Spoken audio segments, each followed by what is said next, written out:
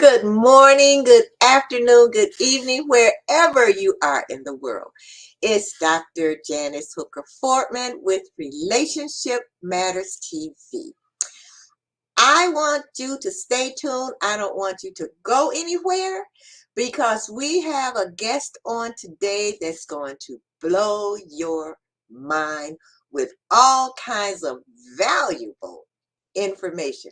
His name is Joseph Olalusi, and don't go anywhere because if you go anywhere, if you're gone for even 1 minute, you're going to miss out. So come right back.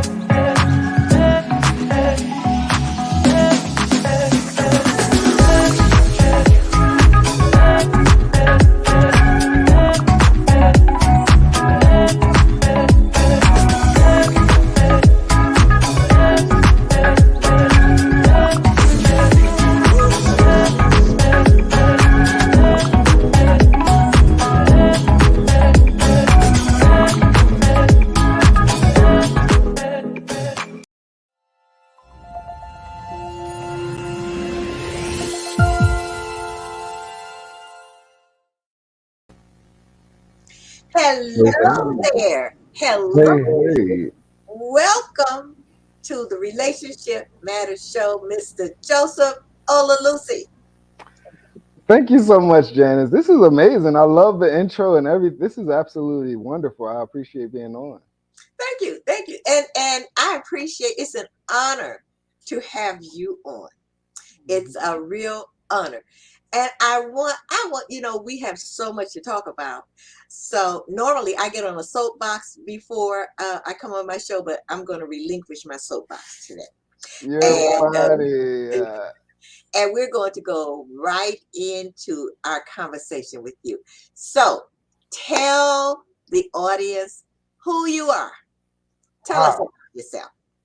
Don't Wow. leave That's anything out. amazing. Well, I just want to say thank you again, the Dr. Foreman, for putting me on this podcast today. It's so professional and it's so, it means a lot to me to be on here to talk about things on your platform. And yeah, so it's such an honor to me. I've been knowing you for a while now, and so it means a lot. I've seen your podcast, and I think that there's a lot going on with it. So I just appreciate you having me on today. My name is Joseph. My name is Joseph Olalusi, and I'm from Chicago. I grew up on the south side of Chicago in Roseland, and I went to Urban Prep Charter Academy for young men for high school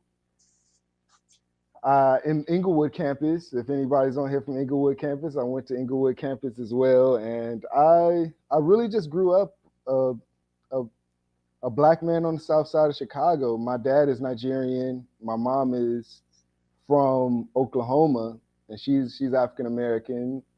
So, and I lived with my mom for most of my life, except for sixth grade. And so I lived a lot of my time on the south side of Chicago, raised by a mom from Oklahoma, living in Chicago. And it's been amazing.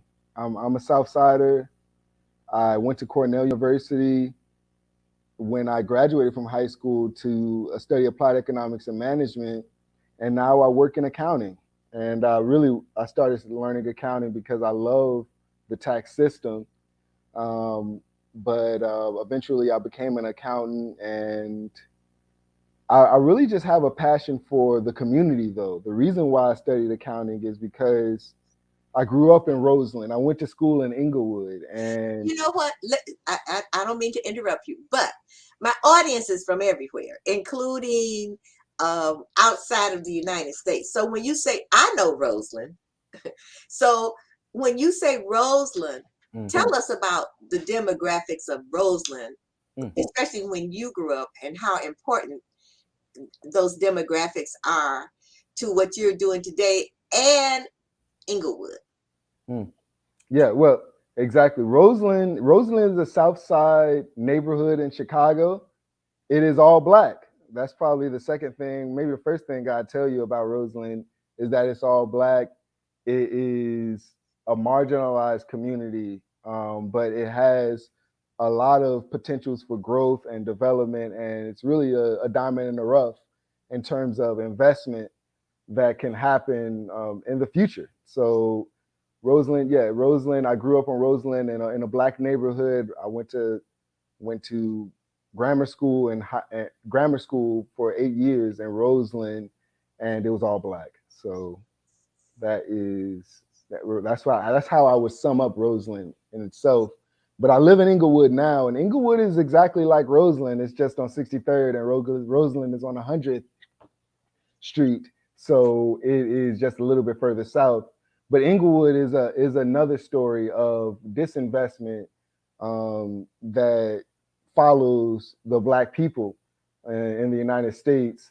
And I grew up in that space as well as I went to high school, but I have a particular interest in developing both Roseland and Englewood and neighborhoods all over the world that have faced neglect and faced marginalization in their communities based on the people that live there.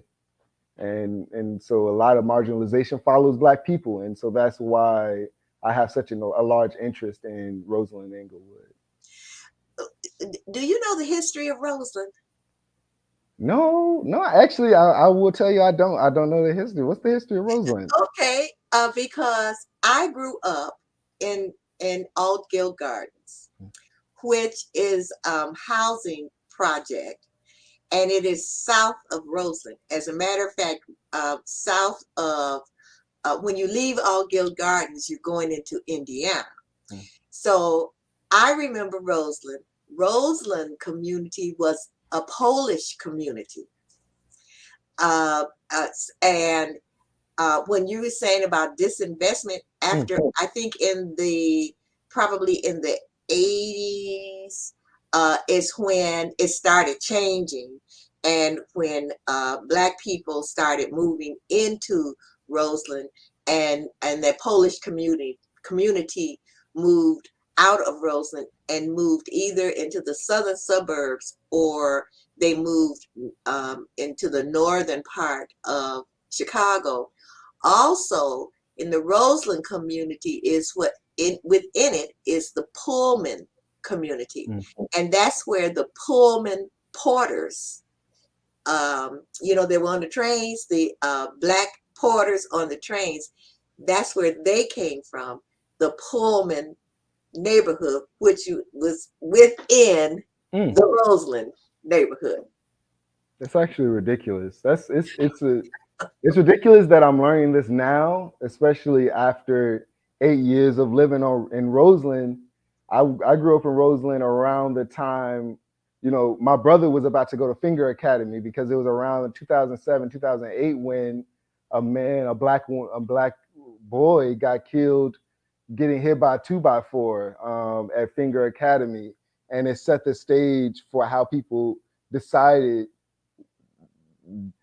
the south side of Chicago was going and how Roseland was going, how high schools were going in that neighborhood. And so for me, it was a big deal to be able. I saw Roseland as some place I needed to get out, and it's sad that it has a large amount of history that's related to white people.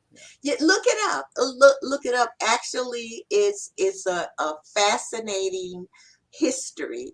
Um, and as a matter of fact, right now, parts of it, I think, is going to be designated as landmarks, Wow. especially the part where the Pullman area is. And that's along Cottage Grove, 111th, and all around in there. So yeah, just kind of look it up. It's very interesting. So let's talk about Englewood. I know people from all over the world, probably, and especially all over the United States, have heard, and still hear of all kinds of negative things in Englewood, in Chicago, Illinois. Even today, there was something on the news where a policewoman was shot at a traffic stop or something in Englewood, So what's happening in Englewood? Give us some positive things that's going on in Englewood, in that community, and your role. Well, there's a lot of amount of investment that's happening in Englewood, and there's a lot of community partners that are within Englewood that try to develop the community and change the narrative that has been set in that community. We have Rage. Rage is a not-for-profit in Englewood, in the Englewood neighborhood that I'm a part of, that does a lot of programs and reinvest in the Englewood neighborhood. We just had a conversation about the fact that the Whole Foods in Englewood was recently closed, or it's coming up to closing, and just talking about how do we plan out a plan to continue grocery or different types of business development in that neighborhood. And so there's Englewood. Englewood has a lot of community partners that's going on. There's also Urban Prep Charter Academy that I went to. It does a lot for Black men and telling them that there is a different narrative in that neighborhood, and that's something that played a huge role in my life. Just realizing, okay, there's a different narrative that can be set regardless of the media that is portrayed around where I'm growing up and what my community is. So so there's a lot of investment that's happening in Englewood. However, it just has a large story of disinvestment. A lot like Roseland. I think there's something funny about Englewood is that there's Inglewoods around the world. There's Inglewoods in California. There's Inglewoods in Chicago. There's probably Inglewoods in different neighborhoods. However, as they become more Black, they continue to develop a narrative that they should be disinvested in. They continue to form a narrative that they are more violent. And I think that those same neighborhoods are gold mines. Those same neighborhoods, because they've been disinvested in, they're positioned for new business opportunities and new development opportunities. And I think that is a big opportunity for Black people too, especially coming from their background and their historical marginalization, to be able to find themselves grounded in these communities regardless of the disinvestment.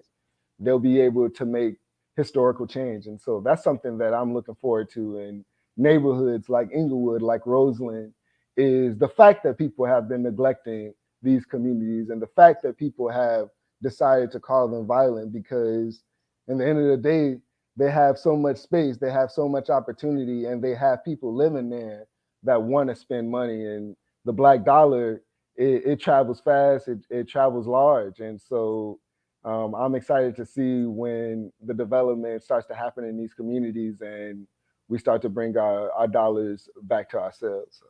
Okay. So what do you do as an individual?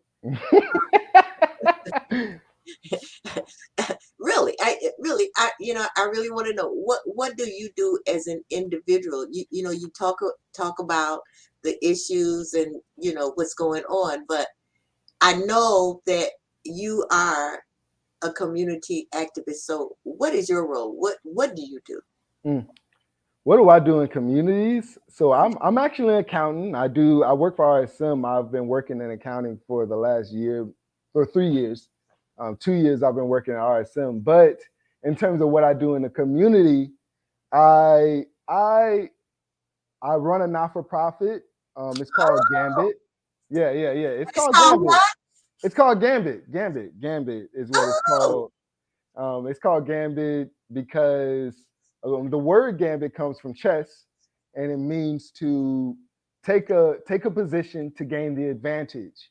And it's usually a risky position that you take to gain the advantage. And we decided to call me and a couple other founders decided to call Gambit its name because we love to sew. And I've been a sewer for I've been a sewer for about 7 years.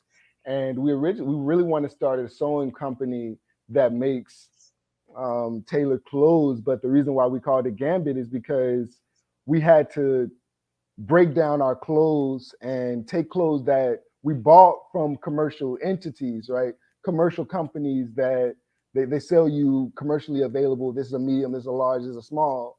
And we decided to take those and put them on a sewing machine, and they could come out bad, they could come out good, but ultimately when they come out good, they come out beyond what's commercially available. And that gave us an advantage beyond what was available in stores. And I think that that's a big deal for Black people because, especially Black men coming from marginalized backgrounds, because they seek to show ways to show that they have developed. They want to show that they've progressed because they've been positioned outside of the door. And a lot of the times they do that through clothes, they do that through shoes. And to be able to sew and design your own shoes to gain right the advantage is a way is a big deal for people. And you have to take a risk to do that. You have to break down something that people decide to live their lives comfortably and with. So that it's a big risk. So we called it Gambit. And yeah, go ahead. no, I was going to say, so you wanted to teach men how to sew? Is that what it is? Or how? Right. And so that's the reason, yeah, that's the reason we call Gambit. But the reason what Gambit does is it provides sewing and instructional programs to teach people how to sew, and especially targeting people from marginalized backgrounds where they don't have the financial backing to buy the Gucci and the Oh, so we can, but to teach them how to sew, they can position themselves to be unique regardless. And and so that's what we try to teach. We've been teaching a summer sewing program in partnership with After School Matters and Urban Prep Englewood Campus for the last 2 years. The first year we did it virtually, and the second year we did it in person. And it's been a great opportunity for people on the South Side. It's a great. wow. That's something I didn't know. Okay. Yeah, I So mean, it's not for profit. So I'm sure you're always looking for sponsors and for donations and all. correct. We're always looking for sponsors, donations. We are looking to continue to give people more opportunities to break the barrier of commercialization, to break past um, economic instability, and to be able to just do beyond what people have thought you're not capable of just by vertically integrating in certain industries. So yeah. So that is what Gambit does. Right now we do sewing programs, but I love to right now we're trying to make Gambit an official non-for-profit so that we can do tax. I would like to teach taxes. I like to teach taxes in certain communities and get Black people interested in learning how to prepare taxes in their own community neighborhood. So Oh, really? So uh, that's that's interesting. That's but before we go into that, because I want to do that, talk about taxes, and you and your ideas about that just a little later. But something that I also learned about you, didn't you used to be in TV? oh yes. Yes, I did used to be in TV. I used yeah. TV was fun. I actually worked in the accounting industry in at the Chicago Cinespace Film Studios. So it's called Cinespace Chicago Film Studio, and it is actually the largest studio. I believe it's larger than Hollywood now. It Really? might be, or it's second, or it's competing. So yeah, Chicago? correct, right here in Chicago, and I think it's a big deal because Black people are very involved with the entertainment space, very involved in film, but they don't really know the opportunity right in Chicago, people in the neighborhoods that is directed towards film right in the neighborhood. But they do a program where they solicit two marginalized people, Black people and minorities, Latinx, and a lot of different people that come from marginalized backgrounds. And that is called the Cinecares Foundation, and they provide a Cinecares internship where you partner with a TV show to do an intern program. And if you're ever interested in that, I could probably position you to do that. So reach out to me, hit me up on LinkedIn if you're interested in going into the film industry in Chicago. But that is what they do. I worked for Chicago PD, the TV show. I was there with Leroyce Hawkins, Mr. Atwater, the Detective Atwater, and different people doing from the accounting perspective. And it was a really big opportunity for me. That was my first job back in Chicago after graduating from college. So were you ever in front of the camera? You know what? They actually did do a small. I was in front of the camera, and I was in a truck in the background. So I wasn't. I was. I was actually. They had me drive a truck, and they recorded me driving this truck, and they took a picture of me while I was driving a truck, and it was used as a picture of investigative evidence by one of the detectives in a scene. So if you haven't found that episode, your code, send me that. But that is a particular thing that I was involved in. So So did you watch it and say, wait, there I am, right there? I wish I did, but I definitely still watched it because when you're working for a film or TV show, you feel like you need to know about the show. You feel like you need to be a professional. So I as soon as I started watching the show, I mean, I've always been a fan of Law and Order. My mom loves Law and Order, but as soon as I started working for the show, I was like, okay, I need to know everything about the show. I need to be updated with the episodes, and so I started to really get involved, and I've stayed. It's a good show. I love Chicago PD, but they have a lot of other shows also at CineSpace, and it's a really good opportunity for Black people. I know a lot of Black people are interested in entertainment or just even creating a network of people that are in a certain industry because you have a entrepreneurship spirit related to that industry, and so you want to get in that field. In terms of entertainment, getting involved with CineSpace is a great opportunity. So I definitely encourage you to do so. Okay, so before you go, I want your contact information. I can run it across the bottom of the screen, Okay. and that way, if anybody wants to get into television and they're in Chicago or close, they can hit you up, and you can tell them all about how to be on TV. As a matter of fact, I probably would hit you up. See how to be on TV. Yeah, so I have a question here that came in, and it said, the question says, you have mentioned being marginalized several times, but could you give us a clearer definition of what that means?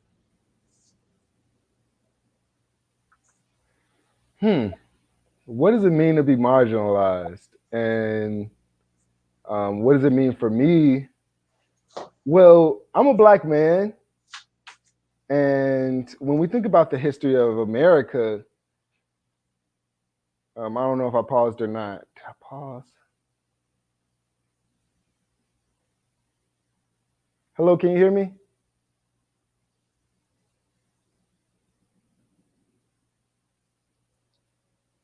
I can hear you. My bad. Yes. It looks like I had to connect my laptop in. Yeah, no, were on full screen. and Okay, not great. Oh so wow. Oh, okay, my. just keep talking. You are Okay.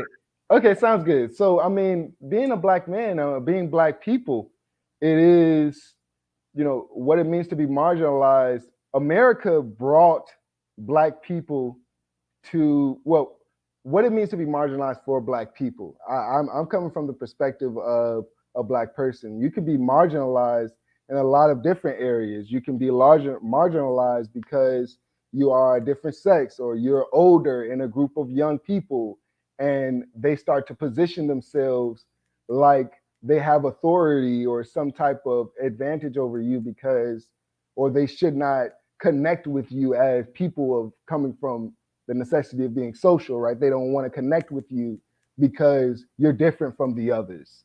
Black people coming to America, we were positioned to not be able to learn how to read. It was illegal to read. We were positioned to work for free in America, and a lot of these different things have created effects on my mom and me and my grandfather, and the way that the communities that I live in and the opportunities of those communities, right? Being not being able to read. I tell a lot of people sometimes, because I'm an accountant, right? I read and learn and try to connect things for a living.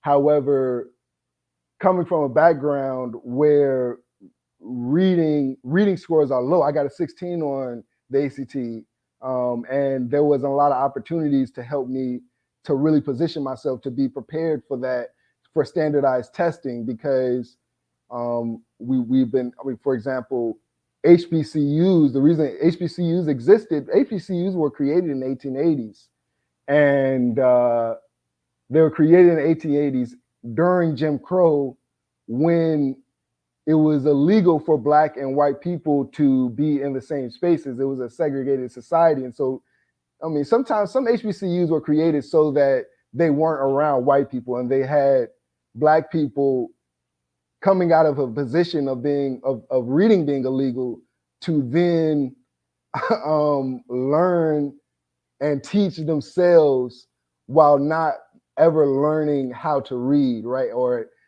people might have learned, but they were positioned after 200 years of not reading, and they were segregated from the people who did know how to read.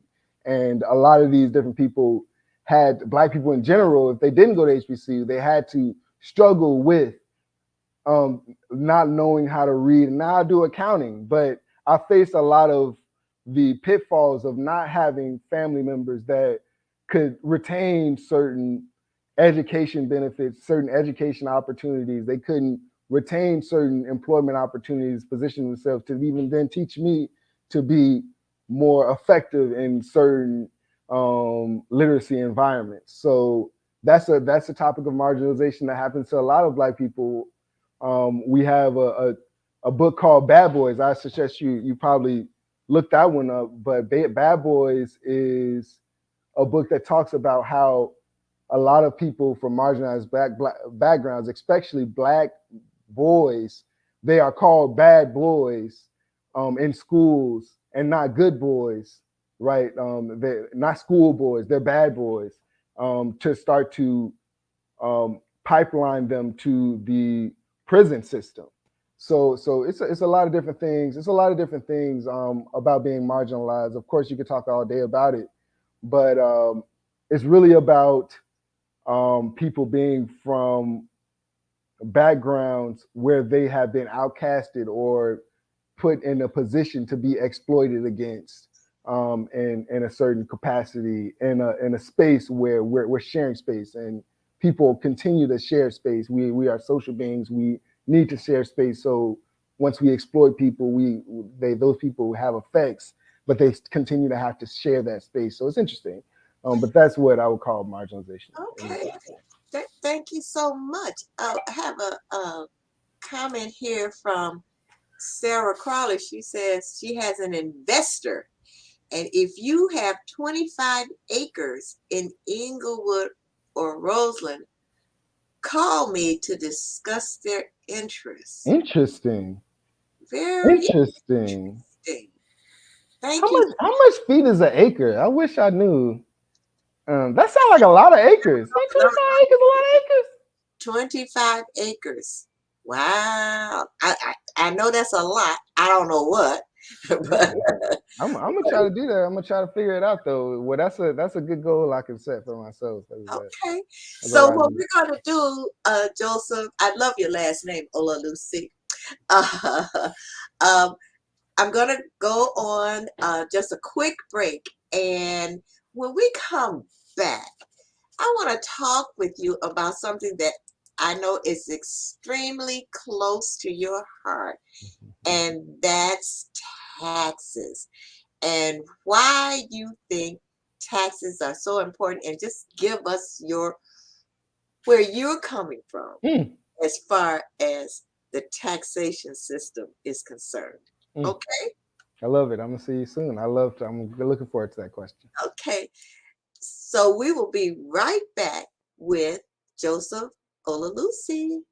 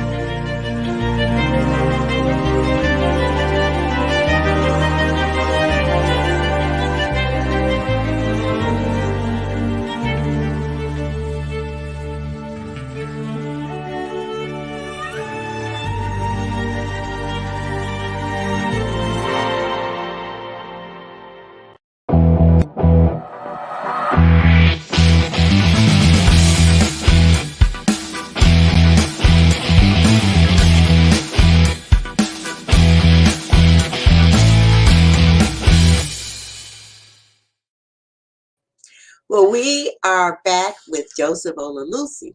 Now, if you liked the promos and the ads that you just saw, we do them in-house with Feet on the Ground Entertainment. And you can reach us at lowski2lopan@gmail.com. I will put it on the lower third just a little later, just so that if you're interested in getting some promos for your business, for whatever it is that you're doing, you can contact us. So let's get back to Mr. Joseph Olalusi. Love Olalusi. The Dr. Fortman, thank you so much again. I love the ad intermission. It was amazing. I just love how professional this is. Oh, well, what did you think? So wait a minute. For you who don't know, Joseph, I met Joseph through Toastmasters International. Joseph is a member of my Toastmasters International Club. It's called MJM Speaker Circle. And if you would love to learn how to speak, be in a leadership role, improve your communication skills, and just to help you along your personal and your professional life and with your relationships, join MJM Speaker Circle. And I'll put that in the lower third a little later too. So Mm-hmm. Joseph, why are taxes important to you? Tell me all about it. Taxes. I don't know why everybody doesn't get excited about taxes, but I do. I love taxes. Um, One thing I like to tell people when I start talking about taxes is that taxes is it's so old that David fought Goliath in the Bible. He fought Goliath. One of the reasons was so he didn't have to pay taxes no more. It was he could be exempt from taxes, but when you think about it, that's how old taxes are. What I like to say is that taxes is the first. It's the first idea of social investment or community investment, investment between people that share a shared space, and they want to buy and invest in things that they couldn't grab, or it would take too long to grab on their own. And so that is what taxes allows us to do. And it's been different forms of tax systems throughout the age of humanity. It's always been taxes. It's always been different rationales, and how can we position ourselves together to create this for ourselves or create this new boundary in a shared space that we have together.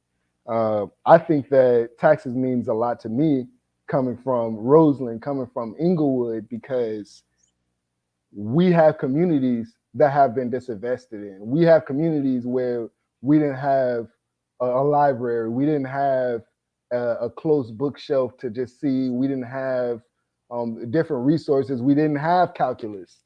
Why didn't we have calculus? We only went up to pre-calculus, right? So it was a lot of different areas coming from Roseland, Englewood, coming from backgrounds that are marginalized, where you position yourself like, why wasn't my community invested in? And once you start talking about community investment, and the funding that goes around that, you're talking about taxes. I learned about that going to college. I originally went to college studying applied economics and management because I wanted to, because people talk about economics as how money works, and maybe if I could study resources and money, then I could figure out why my community didn't have books. And I went to college around that, but once I eventually went there, I learned about taxes, and I was like, oh, that's what that's around. That is what brings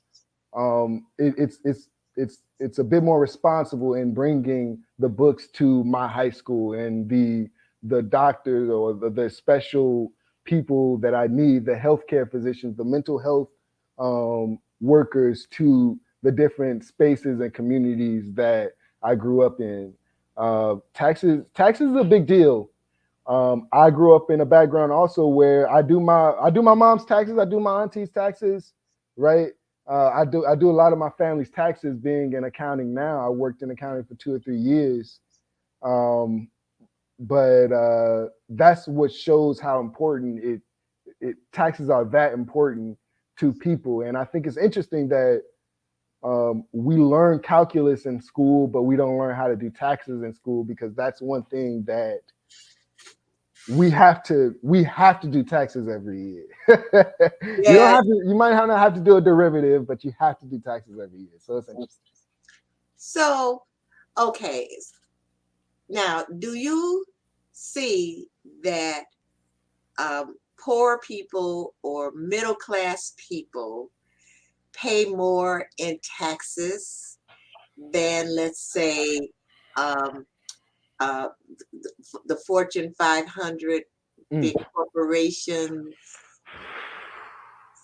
So, who is, in your opinion, the burden of taxes? Who has that, Mm. in your opinion? Man, I mean, I understand the middle class struggle.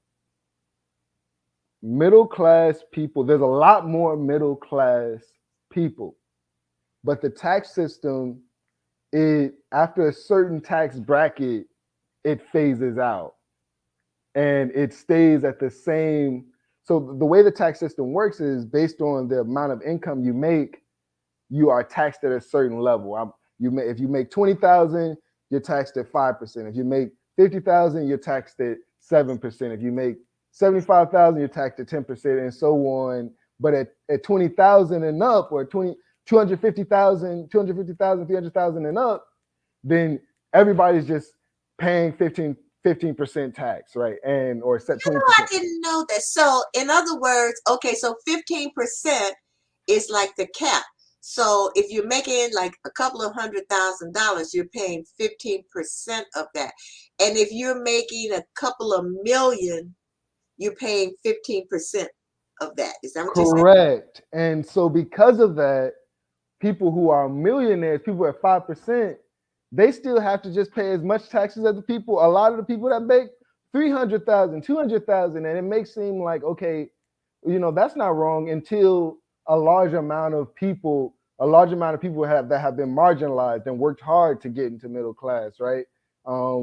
Become in that standard, and the millionaires still have to pay at the same rate.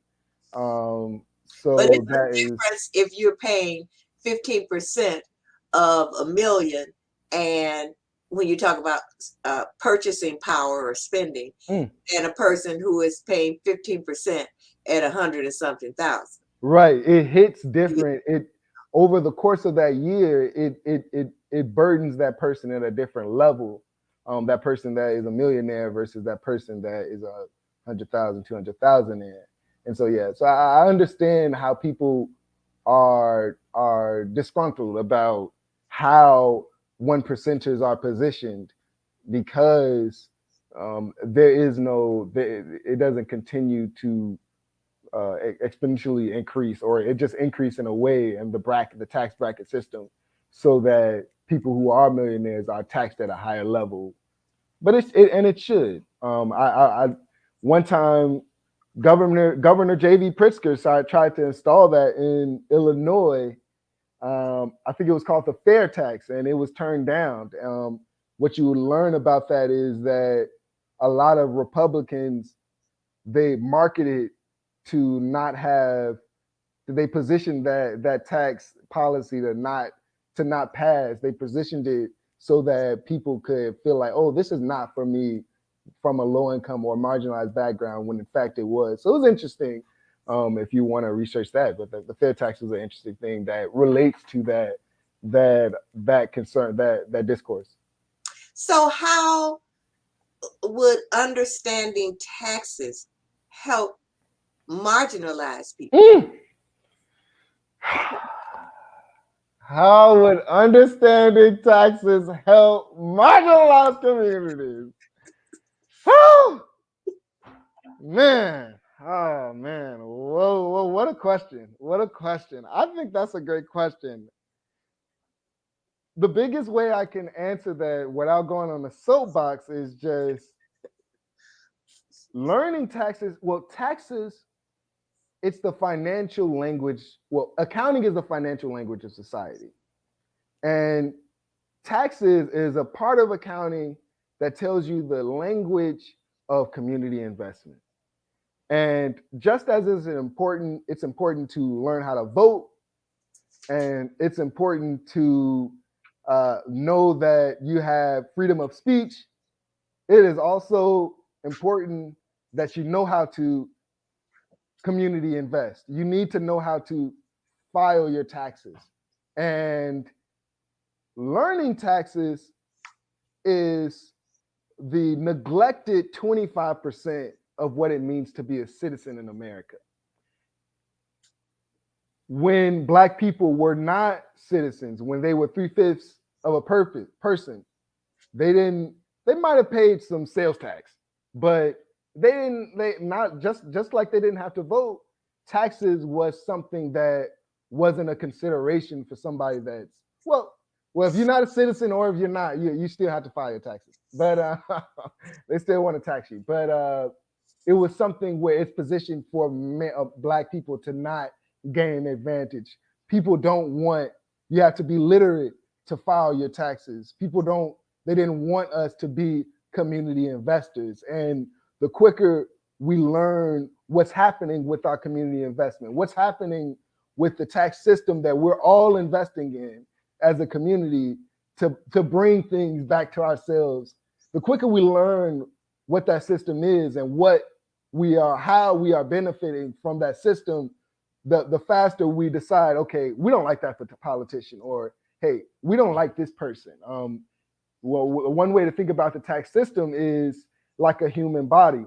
A lot of times you go to the doctor and you get a checkup and they say, okay, in your heart, you get this and that, and you go to the doctor, you get a checkup. Well, the tax system works in the same way. There's a body and they give you credits and they give you deductions. And in the same way you pay your taxes and you get certain credits and deductions. And it's a checkup on what, how you are bringing into the community that you're all sharing, right? And what are the benefits that you're gaining from that? And an analyzation of the tax system gives you a positionality to understand even the tax system like a human body and check it up like a doctor, right?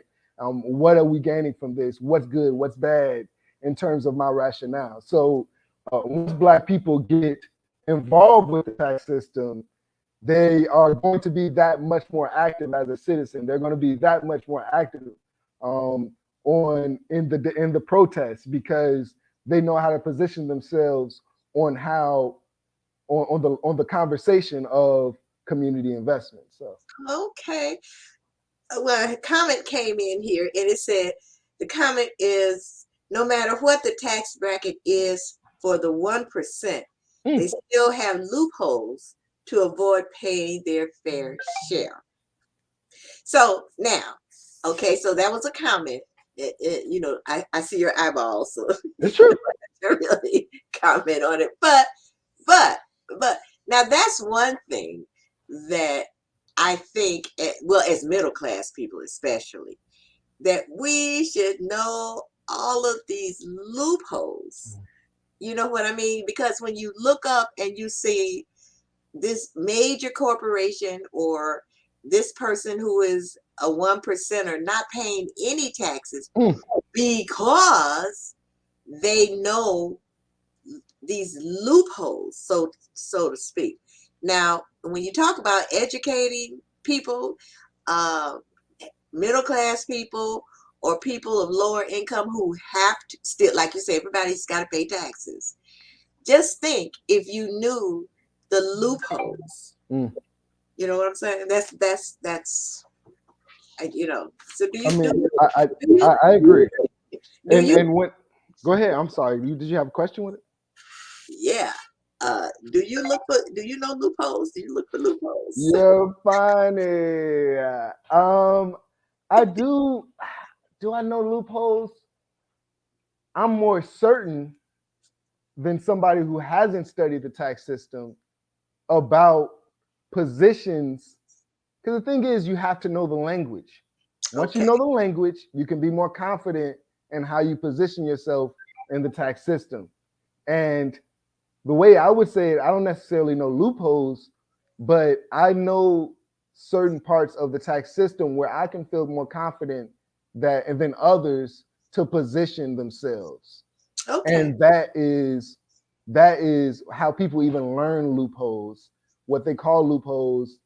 It's just ways that you can position yourself confidently where you can decide, okay, this is for me. If that part of the tax system is actually for me. A lot of people just are uncertain of their tax position. Okay. All right. Okay. So I know now you told me about your nonprofit, and I want to put it here so people can see it. And it's called Gambit. Correct? Correct. Now, how do they, if people want to donate, how do they do that? Can they do that yet? Is it official nonprofit yet, or can people donate, or what? Right. It is. You know what? We haven't. We have a board of directors and everything, but we haven't gotten the designation by the IRS. And so that's something that is still in development. We do have a Facebook page, I mean, an Okay. Instagram page. We have an Instagram. So It's what's your called, okay, go ahead. I'm yeah, gonna the finish. Instagram is called Gambit Chicago. And you could definitely reach out to Gambit Chicago if you just interested in the story, or you want to, and we're also looking for people who know how to file the not-for-profit designation.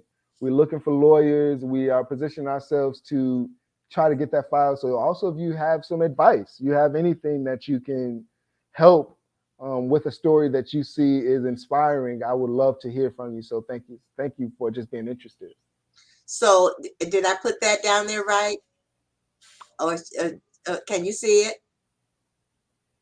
I can't see it. Oh, it says at Gambit Chicago. Or should I Oh, put this that works. That works. Yes, that works that perfect. first? Okay, at Mhm. Gambit Chicago.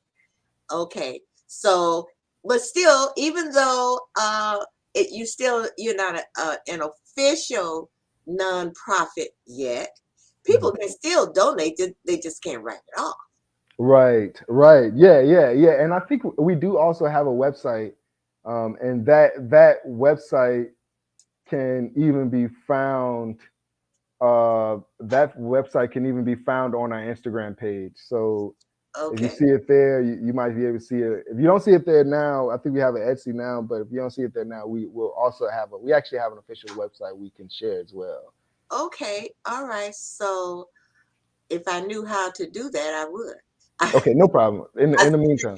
I see that you did put it in the private chat, but since I'm not really techie, Hmm. uh, but they just go on Instagram and if they look for Gambit Chicago, they should be able to find it.